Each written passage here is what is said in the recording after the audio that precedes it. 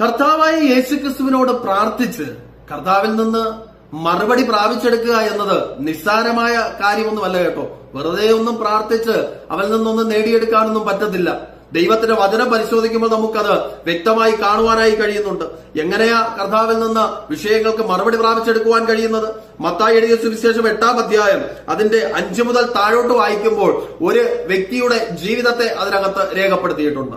കവർന്നഭൂമിലുള്ള ഒരു ശതാധിപൻ കർത്താവായ യേശുവിന്റെ അടുക്കൽ വന്നിട്ട് പറയുക, എന്റെ ബാല്യക്കാരൻ സുഖമില്ലാതെ കിടക്കുക, നീ അവന് സൗഖ്യം കൊടുക്കണം. കർത്താവ് ഉടനെ പറയുക, ഞാൻ നിന്റെ ഭവനത്തിനകത്തേക്ക് വന്ന് അവന് സൗഖ്യം കൊടുക്കാം. ഇത് കേട്ട ശതാധിപൻ പറയുക, നീ അവിടെ വരേണ്ട ആവശ്യമൊന്നുമില്ല, ഞാനും ഒരു 100 പേർക്ക് അധിപതിയായ മനുഷ്യനാ. അപ്പൊ ഞാൻ ഒരാളിനോട് ഇങ്ങോട്ട് വരാൻ പറഞ്ഞാൽ അവൻ ഇങ്ങോട്ട് വരും, പോകാൻ പറഞ്ഞാൽ പോകും. അപ്പോൾ ഒരു 100 പേർക്ക് അധിപതിയായ എനിക്ക് ഇത്രയും ചെയ്യുവാൻ കഴിയുമെങ്കിൽ ഈ ലോകത്തിന്റെ മുഴുവൻ പരമാധികാരിയായ നിനക്ക് എത്രത്തോളം വലിയ കാര്യങ്ങൾ ചെയ്യുവാൻ കഴിയും? അപ്പൊ നീ ഇവിടെ നിന്നുകൊണ്ട് ഒരു വാക്ക് കൽപ്പിച്ചാൽ എന്റെ ബാല്യക്കാരന് സൗഖ്യം വരുവാൻ തക്കവണ്ണം ഇടയായിത്തീരും. വിഷയങ്ങൾക്ക് വേണ്ടി പ്രാർത്ഥിക്കുന്ന പ്രിയ ദൈവജനമേ, ദൈവത്തെക്കുറിച്ചുള്ള ഒരു അറിവ് നിനക്കുണ്ടാകണം.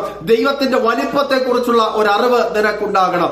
നമുക്ക് ഇത്രയൊക്കെ ചെയ്യുവാൻ കഴിയുമെങ്കിൽ ഈ ലോകത്തിലുള്ള ഒരു മനുഷ്യന് ഹല്ലേലൂയ ചില വലിയ കാര്യങ്ങൾ ചെയ്യുവാൻ കഴിയുമെങ്കിൽ ദൈവത്തിന് എത്രമാത്രം വൻകാര്യങ്ങളെ ചെയ്യുവാൻ കഴിയുമെന്നുള്ള ഒരു ഉറച്ച വിശ്വാസവും തിരിച്ചറിവും നമുക്ക് വേണം. ആ തിരിച്ചറിവും വിശ്വാസവും പ്രാപിച്ചവർ ദൈവസന്നിധിയിൽ ഒന്ന് പ്രാർത്ഥിച്ചു നോക്കിയേ, ദൈവം തൽക്ഷണം ഇറങ്ങി മറുപടി തരുവാൻ തക്കവണ്ണം ഇടയായിത്തീരും.